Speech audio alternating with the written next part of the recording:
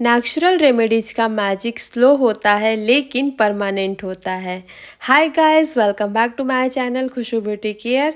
दोस्तों, अगर आप 2 हफ्ते तक इस टॉनिक का यूज़ रेगुलर करते हैं तो आपका हेयर फॉल कम होता है, स्कैल्प फ्रेश होता है और नेचुरल शाइन आती है बालों में। और आपका स्कैल्प भी बहुत ज़्यादा क्लियर रहता है, बालों से ड्राइनेस दूर होती है, बाल जो है डीपली मॉइस्चराइज होते हैं। खास करके अगर से आपके बालों का बढ़ना बिल्कुल बंद हो गया है, आपके बालों की लेंथ एक जगह आके रुक गई है ना, तो ये रेमेडी बहुत ही ज़्यादा पावरफुल है आपके बालों को दोबारा उगाने के लिए। जी हाँ दोस्तों, इसमें ना ही कोई केमिकल है ना कोई प्रिजर्वेटिव है, ये सिर्फ घर की 2-3 चीज़ों से मिलकर बनती है ये टॉनिक, और आपके बालों के लिए बहुत ही ज़्यादा पावरफुल है। मेरे कहने पे आप इसे ज़रूर इस्तेमाल करिएगा। बहुत सारे लोगों के कमेंट आ रहे थे कि मुझे आप कुछ ऐसी रेमेडी बताइए जिससे मेरे बाल बढ़ने लगे। मेरी बाल बिल्कुल नहीं बढ़ रहे हैं, बहुत ज़्यादा टूट रहे हैं, झड़ रहे हैं। तो ये रेमेडी सिर्फ उनके लिए ही है जो अपने झड़ते हुए बालों से बहुत ज़्यादा परेशान हो गए हैं, या फिर उनके बालों की लेंथ एक जगह आके रुक चुकी है और उनके बालों की जो लेंथ है नहीं बढ़ रही है। तो ऐसे में वो लोग इस रेसिपी को ज़रूर देखें, अच्छे से देखें, समझें और देन इसे बनाएं और इस्तेमाल करें। तो चलिए इसे बनाते हैं। इसे बनाने के लिए हमें जो सबसे पहला इंग्रेडिएंट चाहिए वो है मेथी दाना। दोस्तों, मेथी में प्रोटीन और निकोटिनिक एसिड भरपूर मात्रा में होता है, जो हमारे बालों की एक-एक जड़ों को मजबूत बनाता है, हमारे हेयर फॉल को कम करता है और स्कैल्प को इन्फेक्शन से भी बचाता है। तो इसके लिए आपको लेना है 2 स्पून मेथी दाना। मैं इस स्पून से 2 स्पून ली हूँ। आप चाहें तो इसकी क्वांटिटी बढ़ा या घटा सकते हैं। मेरे जो है हेयर हैं वो थोड़े मीडियम लेंथ के हैं, तो इसलिए मैं 2 स्पून ली हूँ। और साथ ही इस ग्लास से भर कर, पूरा ग्लास भर के 1 ग्लास पानी, बाद में मैं थोड़ा सा पानी और ले रही हूँ क्योंकि वो जो ग्लास था खाली था, आपने देखा ही था। फिर हमें जो सेकेंड इंग्रेडिएंट चाहिए वो है एलोवेरा।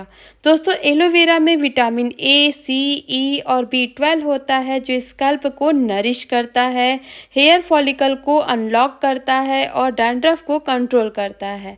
तो आपको एलोवेरा का लीफ ले लेना है और इसे आधे घंटे तक इस तरीके से ग्लास में डीप करके छोड़ देना है, ताकि इसका जो येलो टॉक्सिन है वो अच्छे से रिमूव हो जाए।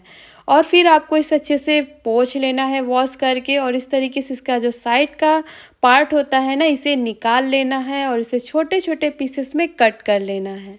अगर आप सोच रहे हैं ना कि मैं कोई केराटिन ट्रीटमेंट करवा लूँ जिससे मेरे बाल बहुत ज़्यादा सॉफ्ट मुलायम हो जाए, तो आपको केमिकल वाले प्रोडक्ट यूज़ करने की ज़रूरत बिल्कुल भी नहीं पड़ेगी अगर आप इस रेमेडी का इस्तेमाल करते हैं अपने बालों में। तो ये 2 स्टेप में मैं आप लोगों के साथ शेयर करूँगी, एक हेयर मास्क है और एक हेयर टॉनिक।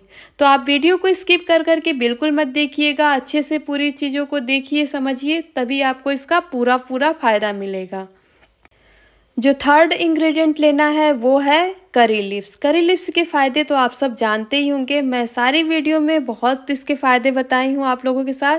तो यहाँ पे मैं सिर्फ 2 करी लीव्स का ही यूज़ कर रही हूँ दोस्तों। इसे अच्छे से वॉश कर ली हूँ ताकि इसमें जो भी डर्ट वगैरह हो ना वो रिमूव हो जाए।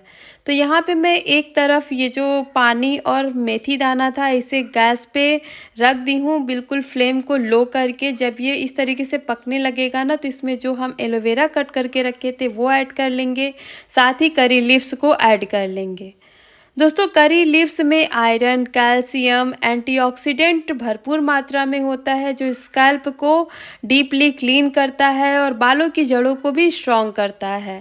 प्रीमेच्योर ग्रे हेयर को रोकता है, रूट्स को डार्क और स्ट्रॉन्ग बनाता है, हेयर थिनिंग और डलनेस को कम करता है, हेयर ग्रोथ के लिए नेचुरल केराटिन प्रोडक्शन की को सपोर्ट करता है।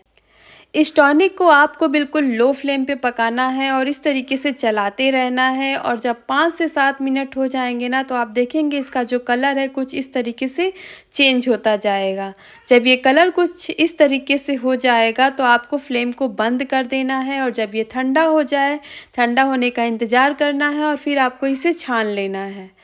दोस्तों, ये बहुत ही पावरफुल हेयर टॉनिक है और अभी ये बनकर पूरी तरीके से रेडी नहीं हुआ है। वीडियो छोड़ के मत जाइएगा, इसे अच्छे से देख लीजिए अगर आप अपने हेयर फॉल की प्रॉब्लम से बचना चाहते हैं, दूर करना चाहते हैं तो। अगर आपका जो हेयर है ना बहुत ज़्यादा आपके रूट्स ऑयली हैं तो आप इसे ऐसे ही कॉटन के हेल्प से या फिर आप इसे एक स्प्रे बॉटल में कन्वर्ट कर लीजिए और अपने पूरे बालों में स्प्रे करिए। अगर आपके जो हेयर है, आपके जो स्कैल्प है बहुत ज़्यादा ड्राई है, बहुत ज़्यादा ड्राई से रहते हैं, स्कैल्प में खुजली होती है, ड्राइनेस रहती है, तो ऐसे में आपको लेना है कोकोनट ऑयल। अगर आपको कोकोनट ऑयल सूट नहीं करता है तो आप ऑलिव ऑयल या फिर 2 विटामिन ई कैप्सूल का भी यूज़ कर सकते हैं। तो यहाँ पे मैं लगभग 1 स्पून कोकोनट ऑयल इसमें अच्छे से मिक्स करूँगी और फिर देन मैं इसे इस्तेमाल करूँगी क्योंकि मेरा जो स्कैल्प है ना थोड़ा ड्राई हो गया है।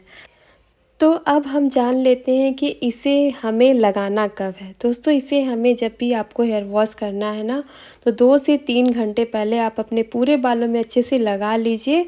देन किसी भी माइल्ड शैम्पू से हेयर वॉश कर लेना है, ठीक है? अगर आप कंफर्टेबल हैं, आपका हेयर प्रॉब्लम बहुत ज़्यादा है, बाल बहुत ज़्यादा झड़ रहे हैं, तो आप इस टॉनिक को अपने पूरे बालों में रात को अच्छे से स्प्रे कर लीजिए, 5 मिनट मसाज कर लीजिए। देन एक बन बना के छोड़ दीजिए और उसके बाद हेयर वॉश करना है। हेयर वॉश करने से पहले आपको सिर्फ इस टॉनिक का इस्तेमाल नहीं करना है दोस्तों, एक मास्क भी मैं बता रही हूँ जिसे अगर आप यूज़ करेंगे, अगर आप यूज़ करते हैं तो आपका हेयर फॉल परमानेंटली बंद हो जाएगा और साथ ही आपको अपने बालों को सिल्की सॉफ्ट स्मूथ बनाने के लिए कभी भी पार्लर भी नहीं जाना होगा। जी हाँ दोस्तों, इसलिए अगर आप चाहें तो इस मास्क का भी यूज़ ज़रूर करें मेरे कहने पे। एक बार आप ज़रूर यूज़ करके देखिएगा। ये बहुत ही पावरफुल हेयर मास्क है। ये जो हेयर मास्क है इसके लिए आपको कुछ अदर इंग्रेडिएंट नहीं चाहिए। ये जो बचा हुआ मेथी दाना, करी पत्ता और एलोवेरा है ना, इसी से हम हेयर मास्क को रेडी करेंगे। और इसे आपको सिर्फ़ जब आप टॉनिक लगा लेंगे ना और जब आपको हेयर वॉश करना हो उससे आधे घंटे पहले आपको इस मास्क को अपने बालों में लगाना है। देन किसी भी माइल्ड शैम्पू से हेयर वॉश कर लेना है। तो ये बचा हुआ जो मटेरियल इसे हम एक मिक्सर ग्राइंडर में ले लेंगे और लगभग हाफ कप इसमें पानी ऐड करेंगे, फिर इसे ग्राइंड कर लेंगे। ग्राइंड करने के बाद आप देखेंगे ये कुछ इस तरीके से हो जाएगा। बिल्कुल भी आप इसे बारीक सा पीसिएगा, नहीं तो इसके जो छोटे-छोटे पार्टिकल्स हैं ना वो आपके बालों में फँसेंगे, लगाने में परेशानी होगी। इसलिए आप इसे और पतला कर लीजिएगा और थोड़ा बारीक ही पीसिएगा, जैसे इस तरीके से। अगर कोई पार्टिकल्स आपके बालों में रह भी जाते हैं ना दोस्तों तो कोई दिक्कत नहीं होगी। फिर आपको इस मास्क को लगा के आधे घंटे रखना है, देन माइल्ड शैम्पू से हेयर